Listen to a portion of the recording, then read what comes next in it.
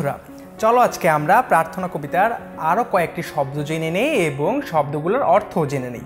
আমরা এখানে দেখছি সরল শব্দটি, যার অর্থ সোজা কিংবা সাদাসিধা। তারপরে আমরা দেখছি সঠিক শব্দটি, যার অর্থ যথার্থ কিংবা ন্যায়নিষ্ঠ।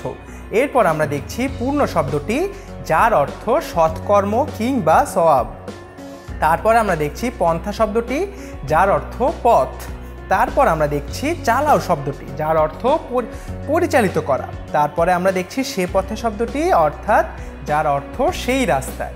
তারপর আমরা দেখছি প্রিয়জন শব্দটি, প্রিয়জন শব্দটির অর্থ আপনজন। তারপর আমরা দেখছি যে পথে শব্দটি, যার অর্থ ওই রাস্তায়।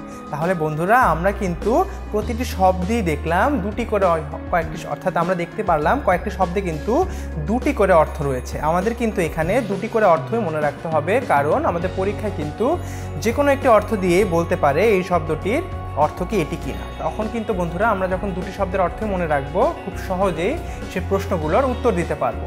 তাহলে বন্ধুরা আমরা কিন্তু বেশ কিছু শব্দের অর্থ জেনে নিলাম এই ভিডিওতে। কোনো প্রশ্ন থাকলে আমাদেরকে অবশ্যই কমেন্ট সেকশনে জানিয়ে দেবে। ধন্যবাদ বন্ধুরা।